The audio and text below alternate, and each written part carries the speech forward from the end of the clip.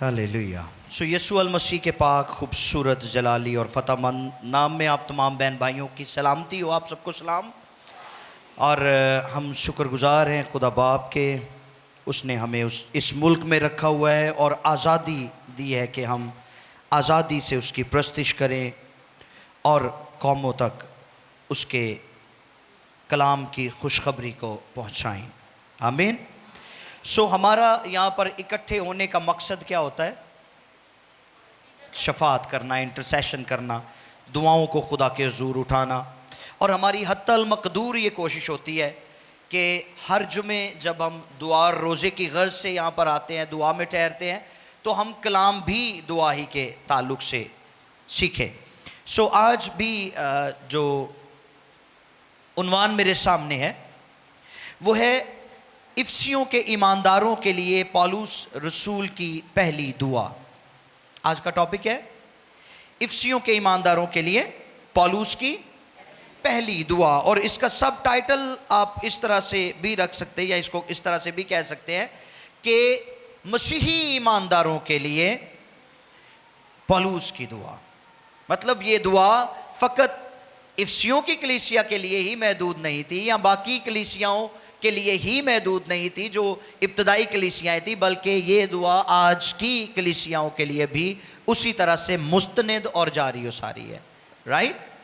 सो मेरे साथ देखिए, इफ्सियों उसका पहला बाब है और उसकी 15वीं आयत से लेकर 20वीं आयत मुक़द्दसा तक हम कलाम खुदा में से पढ़ेंगे, सुनेंगे, समझेंगे और सीखेंगे।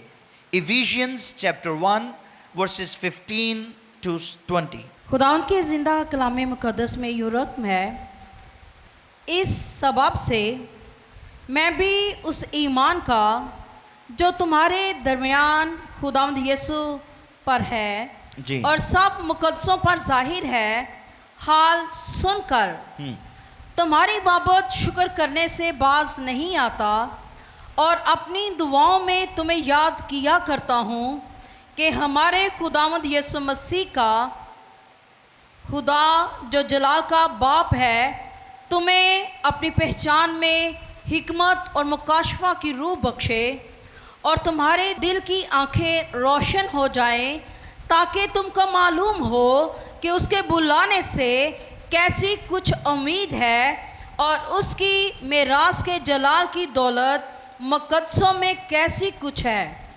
और हम ईमान लाने वालों के लिए उसकी बड़ी कुदरत क्या ही बेहद है, उसकी बड़ी कुव्वत की तासीर के मौफिक जो उसने मसीह में की, जब उसे मुर्दों में से जिलाकर अपनी दाहिनी तरफ आसमानी मकामों में बैठाया।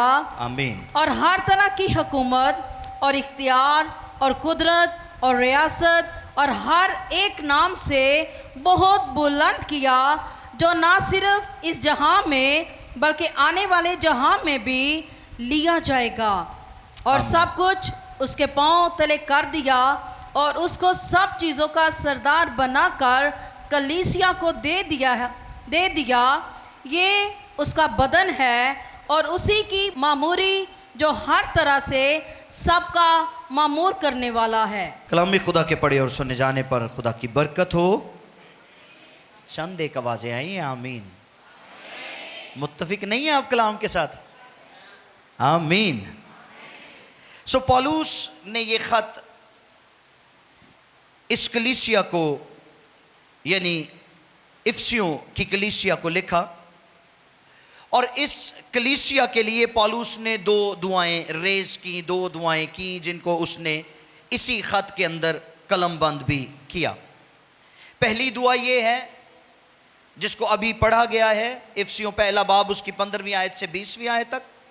और दूसरी दुआ पौलुस ने तीसरे बाब की 14वीं आयत से लेकर 19वीं आयत में की है। और अगर आपको याद हो तो पौलुस की दूसरी दुआ पर मैं पहले पैगाम शेयर कर चुका हूं और मैंने उसमें बताया था पिछले पैगाम में कि पौलुस ने जब इफसस में मिशनरी दौरा किया तो पौलुस वहाँ 3 साल तक ठहरे रहे और 3 साल वहाँ गुजारने की वजह से के बायस पौलुस के वसीला वहाँ एक बड़ी बेदारी आई ایک بڑی تبدیلی آئی, لوگوں نے نجات پائی, روح القدس میں شریک ہوئے, اور وہیں پولس نے اس کلیسیا کو قائم کیا, بہت سارے شاگرد بنائے, اور افسس سے چلے جانے کے ٹھیک 5 سال کے بعد پولس کو روم کے اندر خوشخبری سناتے ہوئے, منادی کرتے ہوئے پکڑ لیا گیا اور قید خانے میں ڈال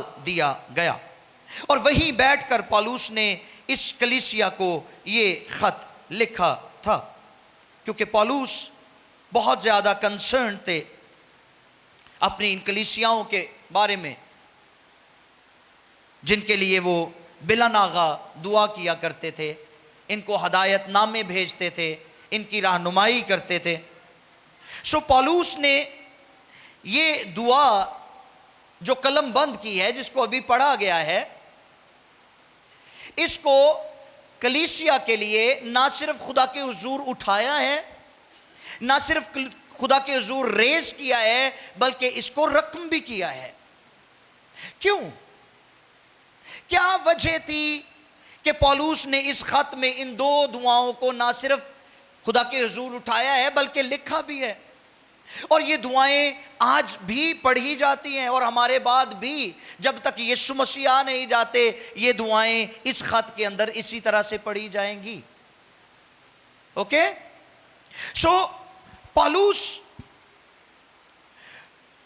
ایمانداروں کے لیے دعا کرتا ہے, اور اس دعا کے ذریعے وہ ایمانداروں کی مدد کرتا ہے.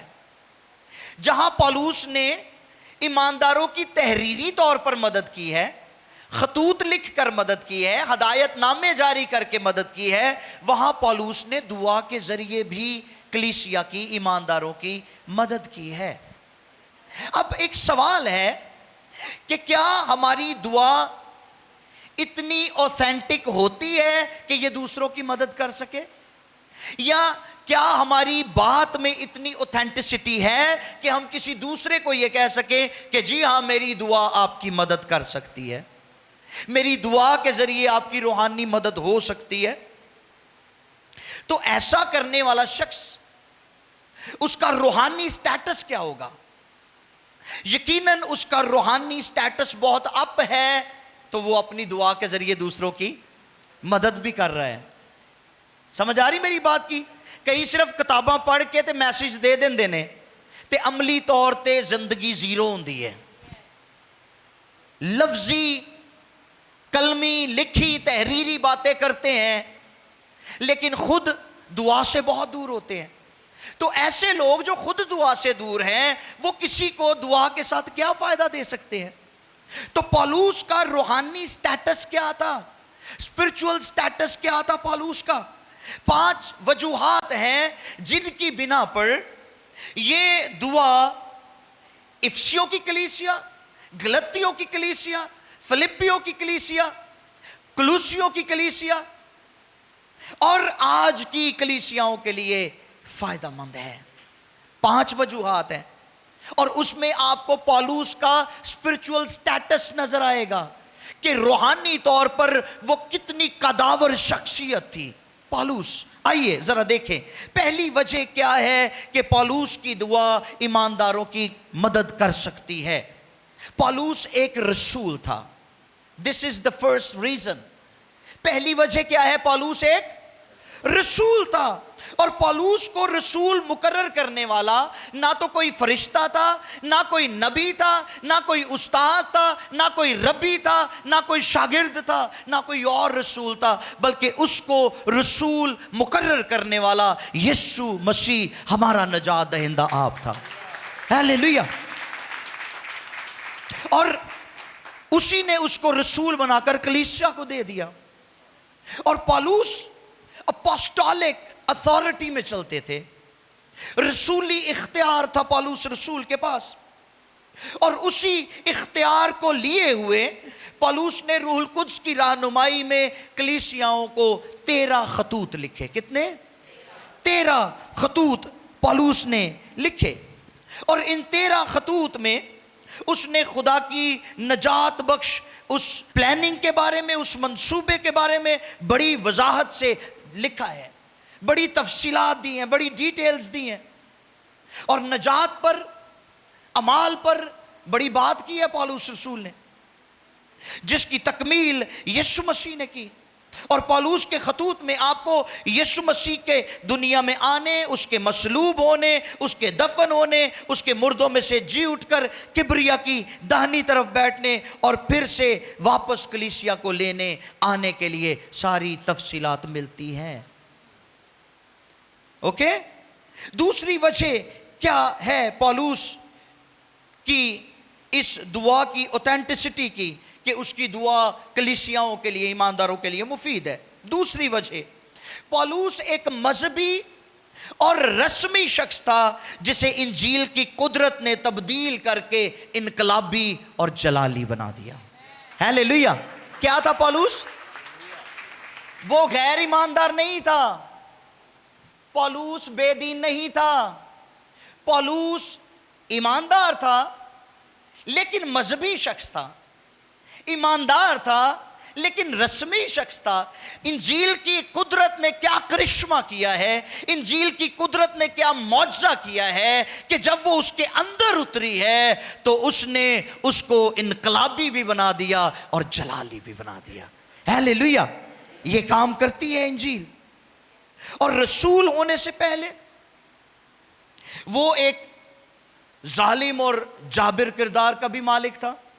غصے چ آ جاندہ سی، قتل و غارت شروع کر دیتا تھا کیونکہ یہوہ کے نام کی غیرت رکھتا تھا، رائٹ؟ لیکن جب اس کا ریئل اوتھینٹک انکاؤنٹر یسوع مسیح کے ساتھ ہوا تو پھر کیا ہوا؟ پالوس کو یسوع سے بھی محبت ہو گئی اور اس کی کلیسیا سے بھی محبت ہو گئی. آمین.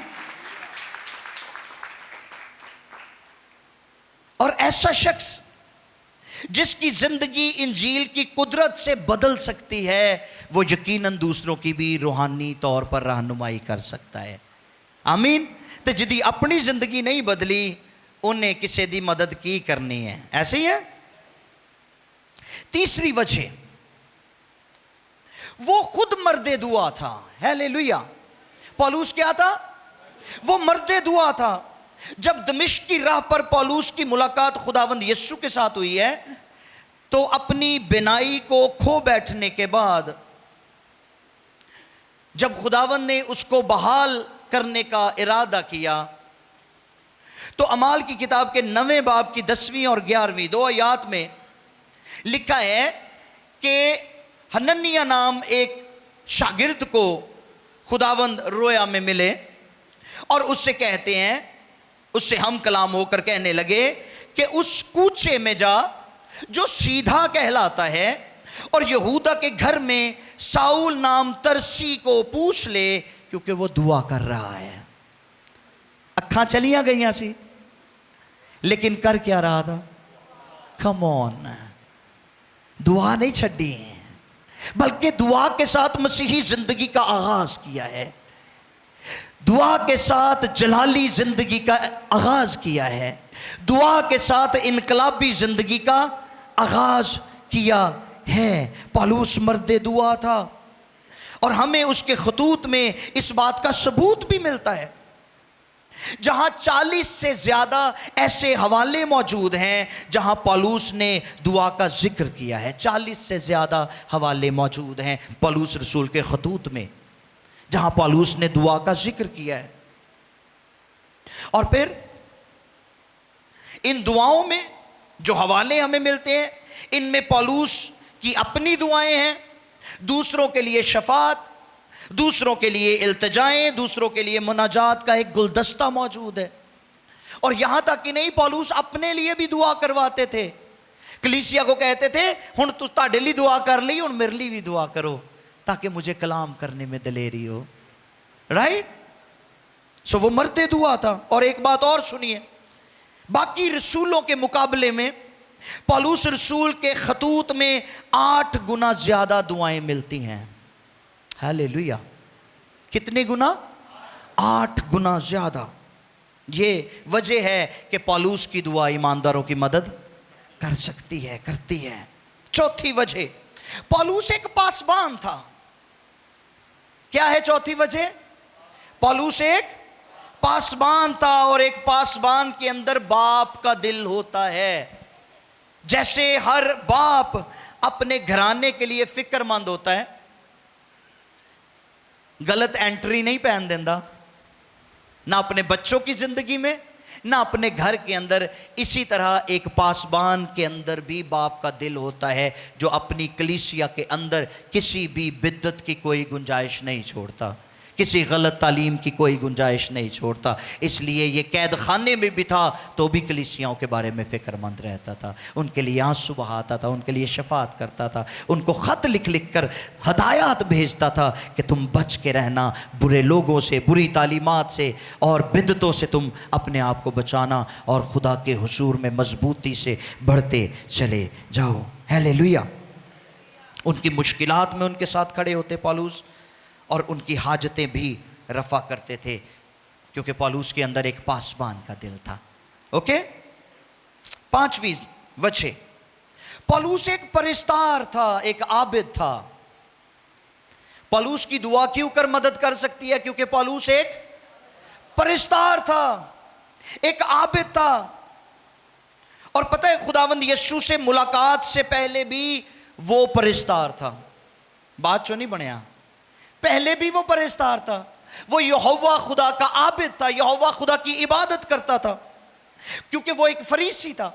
اور فریسی جانتے تھے کہ پیدائش کی کتاب کے 3 باب میں یہوہ خدا نے نجات دہندہ کا وعدہ کر رکھا تھا, مسیح کا وعدہ کر رکھا, اور اسی مسیح کے یہ منتظر تھے. اور جب وہی مسیح اس پر ظاہر ہوا اور اس نے اپنی آنکھوں سے اس کی قدرت کا مظاہرہ کیا, اس کی قدرت کا ظہور دیکھا, اس کی قدرت کا کمال دیکھا, تو یہوہ خدا کے متعلق اس کا جو پرسپیکٹیو تھا وہ بدل گیا. بلکہ میں یہ کہوں گا کہ یہوہ خدا کے متعلق, اس کی ذات کے متعلق اس کی جو سوچ تھی اس کا دائرہ وسیع ہو گیا. ہیلیلویا. اور خداوند یسوع نے اس پر ظاہر ہو کر اس کو ایک بڑی ذمہ داری دی. وہ مسیحا جس کے یہودی صدیوں سے منتظر تھے, وہ اس پر ظاہر ہوا ہے پالوس پر, اور اس نے اس کو یہ حکم کیا ہے کہ تو خوشخبری کی منادی پوری دنیا میں کر. رائٹ. تو ایسا پرستار, جلالی پرستار, انقلابی پرستار بنا ہے کہ اس نے اپنے بیان میں یہ بات لکھ دی کہ مرنا میرے لیے نفع اور زندہ رہنا مسیح ہے. ہیلیلویا. یہ ہے حقیقی پرستار جو حالات کو ترازو میں تول لیتا ہے اور کہتا ہے میری دانست میں اس زمانے کے دکھ درد اس قابل نہیں, اس لائق نہیں کہ اس جلال کا مقابلہ کر سکے جو ہم پر ظاہر ہونے والا ہے. ہیلیلویا. ایسا بڑا ایمان, ایسا بڑا فیت. پالوس ایک عملی خادم تھا, میں پھر آپ کو بتانا چاہتا ہوں.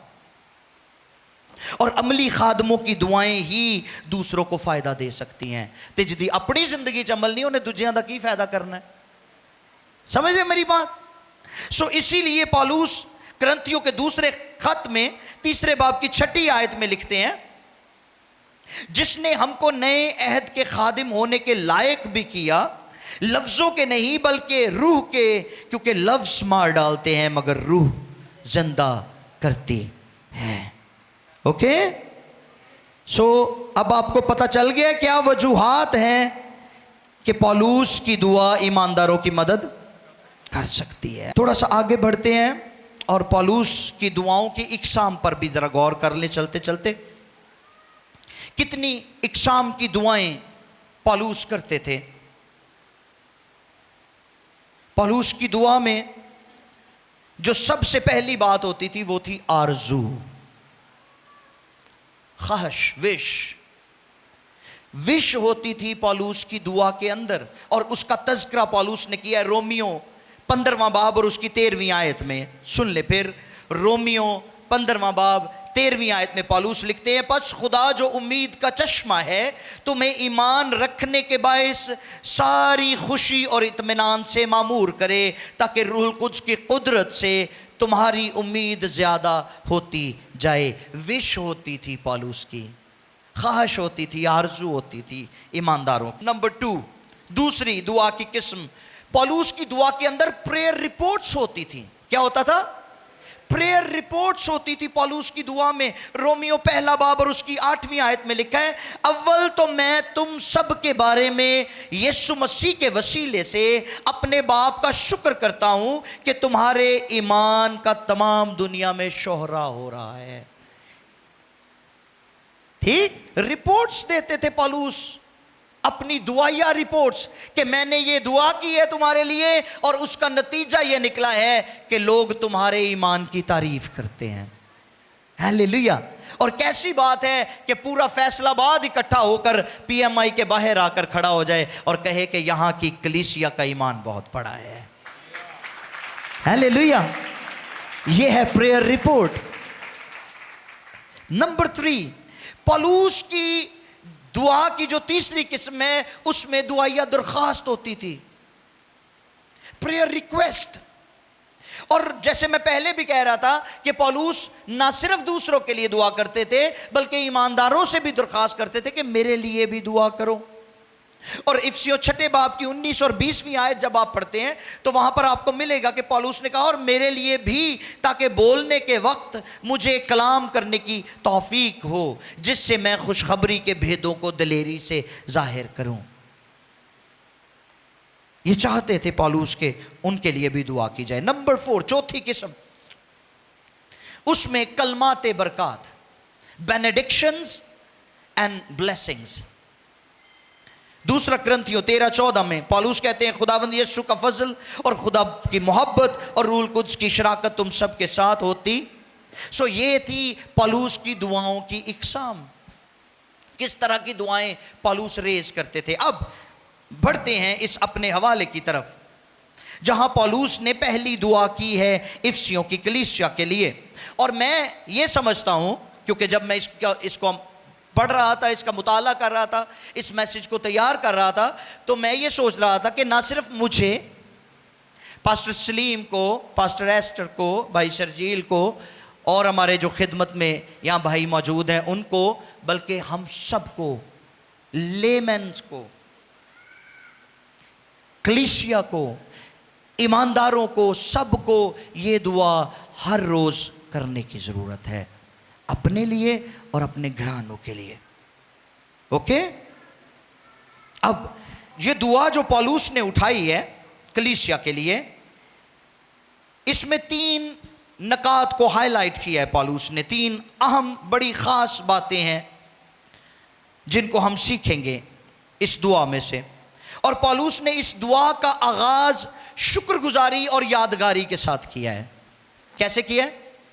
शुक्रगुजारी और यादगारी के साथ। बाजी एस्टर जरा रहनुमाई करें मेरी, 16वीं आयत को पढ़िएगा प्लीज। तुम्हारी बाबत शुक्र करने से, सुने, पौलुस कहते हैं मैं तुम्हारी बाबत शुक्र करने से बाज नहीं आता, और अपनी दुआओं में तुम्हें याद किया करता हूं। Thank you. शुक्रगुजारी विद यादगारी, ठीक है? Thanks giving with commemoration. क्या है कमेमोरेशन, क्या है यादगारी?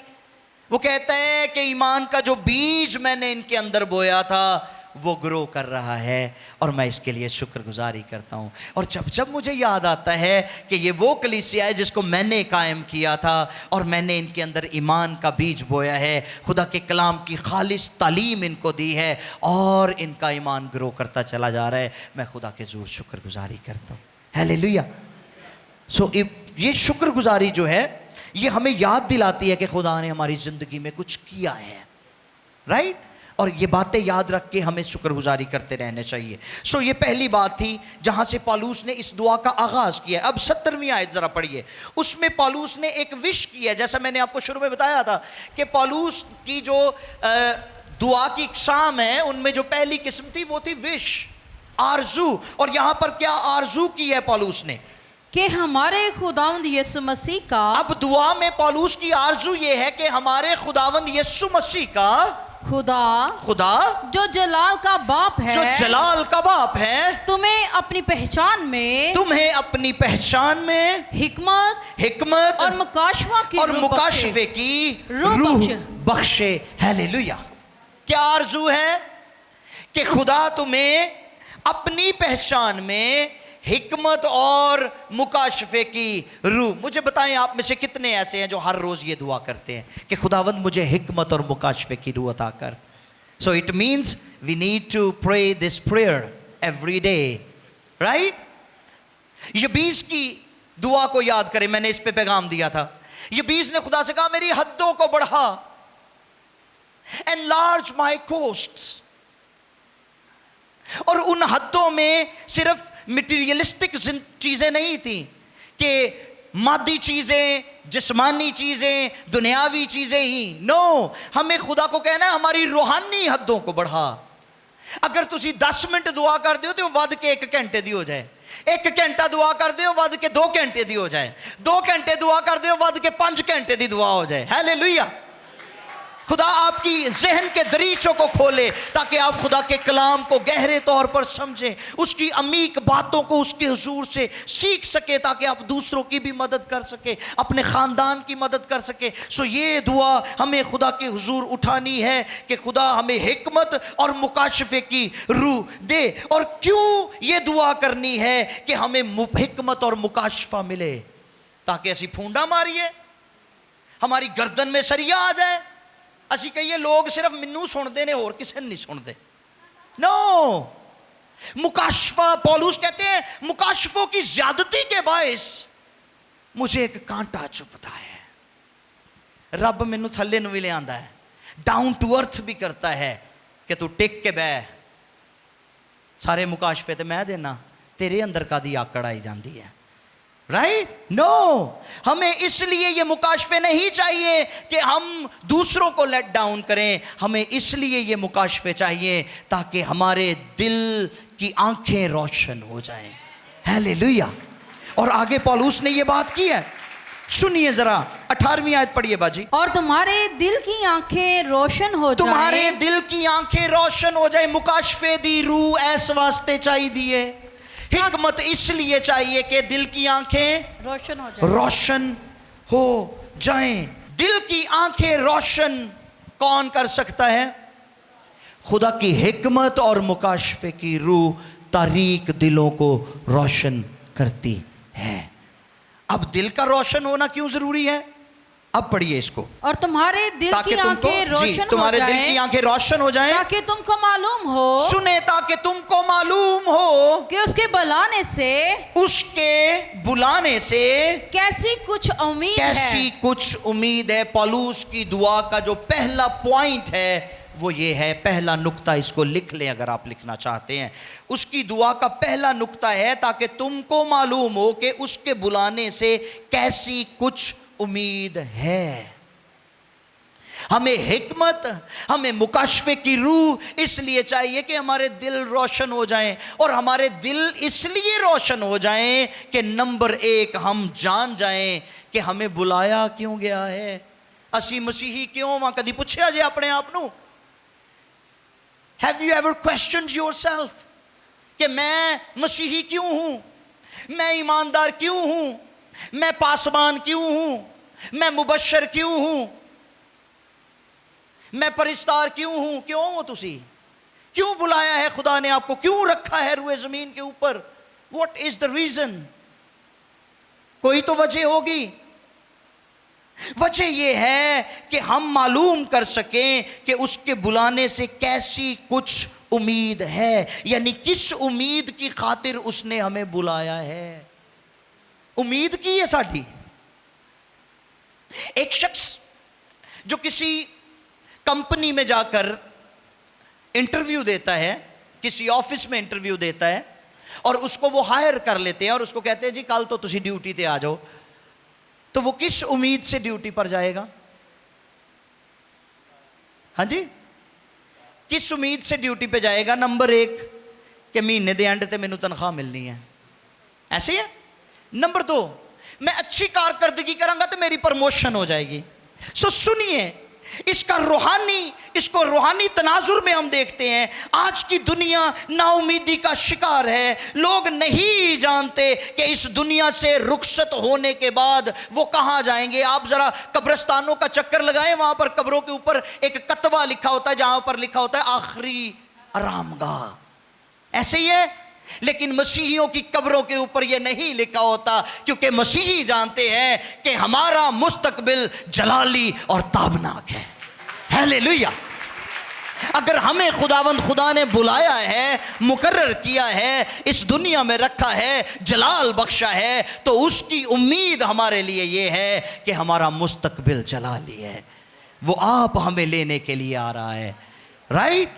اس کے ہاتھ میں ہمارے لیے اجر ہے, صلہ ہے, جس کو وہ لے کر ہمارے لیے آ رہا ہے. سو پولوس کی خواہش تھی کہ افسیوں کی کلیسیا اس امید کے ساتھ زندگی بسر کرے کہ یسوع آنے والا ہے. اور آج ہمیں بھی اسی امید میں زندہ رہنا ہے. حالات نہ کبھی ٹھیک تھے, نہ ہیں, اور نہ کبھی ہوں گے, لیکن ایک زبردست امید ہمیں عبرانیوں کے خط میں بھی ملتی ہے. بلکہ میں پڑھ دیتا ہوں آپ کے لیے. عبرانیوں 10واں باب ہے اور اس کی 23ویں آیت میں, عبرانیوں 10:23 میں لکھا ہے, اور اپنی امید کے اقرار کو مضبوطی سے تھامے رہیں, کیونکہ جس نے وعدہ کیا ہے وہ سچا ہے. ہیلیلویا. اس لیے امید کو تھامے رکھنا ہے, امید نہیں جان دینی ہے. یہ پولوس کی دعا کا پہلا نقطہ. دوسرا نقطہ کیا ہے؟ دوسرا نقطہ کیا ہے؟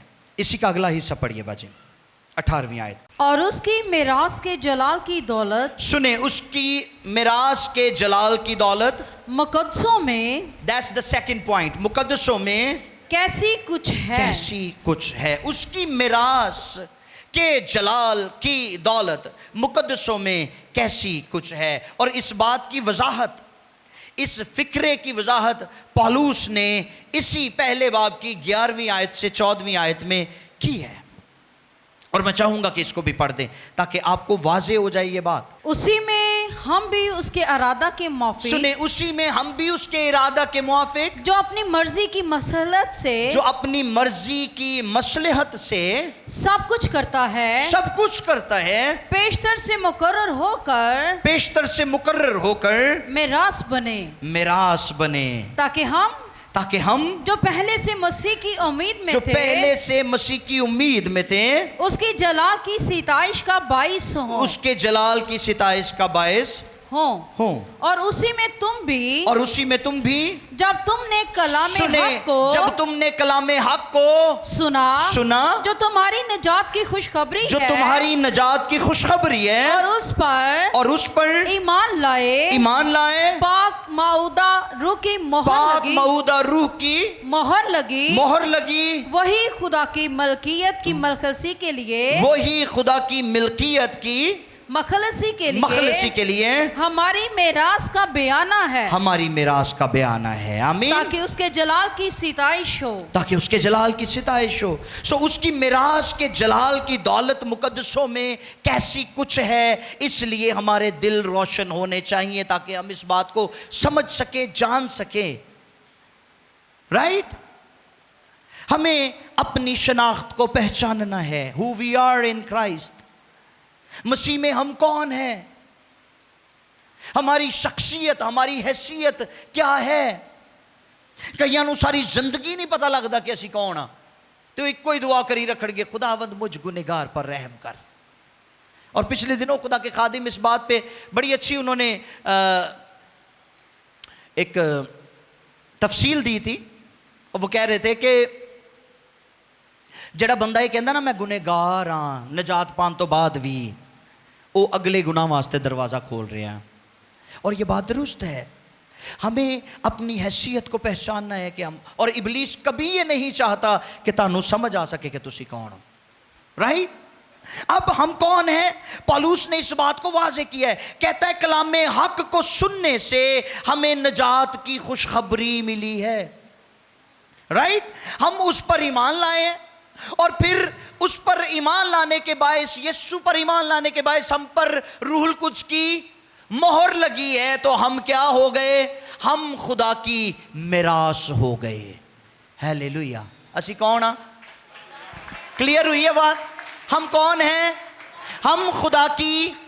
ये बात पौलुस समझा रहे हैं, कलीसिया के लिए दुआ कर रहे हैं, हाथ उठा रहे हैं, आंसू बहा रहे हैं, शफात कर रहे हैं। कहते तानू हिकमत ते मुकाशफे दी रूह दी लोड़ है ताकि ताडे दिल रोशन हो जान ते तानू समझ आ जाए कि तुसी खुदा दी मिरास हो। आमीन। उसकी मिरास के जलाल की दौलत मुकद्दसों के लिए कैसी कुछ है। हम खुदा की मिल्कियत हैं, हम खुदा के बेटे बेटियां हैं, हम उसकी मिरास हैं। और हमारा अजर क्या है, हमारी दौलत क्या है?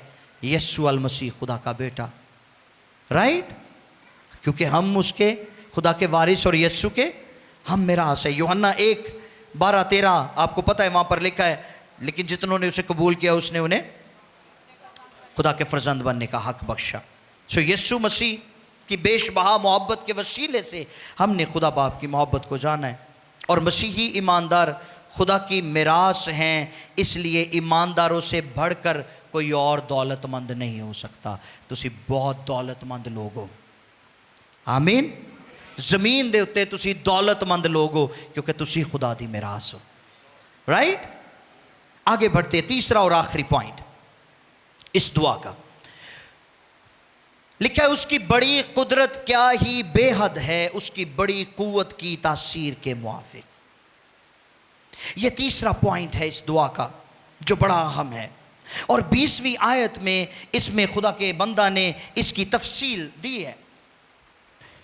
खुदा की कुदरत और उसकी कुव्वत की तासीर की जो बात की है उसकी तफसील 20वीं आयत में मौजूद है। लिखा है, जो उसने मसीह में की जब उसे मुर्दों में से जिलाकर अपनी दाहिनी तरफ आसमानी मुकामों पर बिठाया। पौलुस कहते हैं कि हम ईमान लाने वालों के लिए उसकी कुदरत क्या ही बेहद और उसकी बड़ी कुव्वत की तासीर के मुआफिक, यानी वही कुदरत जो मुकद्दसा मरियम पर नाजिल हुई और उसी कुदरत के बाइस खुदा का बेटा यीशु तजस्सुम लेकर इस दुनिया में आया। उसी कुदरत के बाइस जब वो मर गया तो मुर्दों में से जी उठा। वही कुदरत, सुने, जिसने यीशु को तजस्सुम दिया, जिसने यीशु को मुर्दों में से जिलाया। पौलुस कलीसिया का हौसला बढ़ाते हुए कहते हैं कि वही कुदरत तुम्हारे अंदर मौजूद है। हालेलुया। तो फिर साढ़े तो दौलतमंद को हैं वध के, हम खुदा की मिरास भी हैं और खुदा की कुदरत, उसका पाक रूह, उसकी हुजूरी हमारे अंदर बसती है, राइट? हालेलुया। वही कुदरत आज ईमानदारों के अंदर मौजूद है और हमें इस बात से बेबहरा नहीं होना चाहिए। इस कुव्वत की बाबत यीशु ने अपने शागिर्दों को हुक्म दिया था अमाल 1:8 में कि जब रूहुल कुद्स तुम पर नाजिल होगा तो तुम कुव्वत पाओगे। आज बहुत सारे लोग इस कुव्वत से बेबहरा हैं, असी दुआ ही नहीं करते। ठीक, बपतिस्मे तो बाद, पानी दे बपतिस्मे तो बाद कई लोग उत्थे ही स्टक हो जाते हैं, अगे ही नहीं वधदे। कईयां नूं पाक रूह दा बपतिस्मा हुंदा है, गैर जुबाना बोलण लग पैंदे, उत्थे ही स्टक हो जाते हैं, अगे ही नहीं वधदे। अरे नहीं, खुदा की कुदरत जो हम पर आती है, हम में बसती है, हम में ठहरती है, वो कुदरत कोई एक काम नहीं करती, वो कुदरत पूरा पैकेज लेकर आती है हमारी ज़िंदगियों में ताकि हम रूहानी तौर पर बढ़ते चले जाएं और फतह पाएं। आमीन। सो हमें गलबे वाली ज़िंदगी गुजारनी है और हमें ये दुआ करनी है कि खुदा हमें हिकमत और मुकाशफे की रूह दे, हमारे दिलों को रोशन करे ताकि हम मालूम कर सकें इस बात को कि हम मसीह में कौन हैं, हमारी हैसियत क्या है और उसकी वो कुदरत जो आज भी ज़िंदगियों के लिए जारी और सारी है, हम उसको लेकर ज़मीन पर थ्राइविंग लाइफ गुजार सके, राइट? आइए सरों को झुकाएं, आंखों को बंद करें। हालेलुया। Thank you Jesus.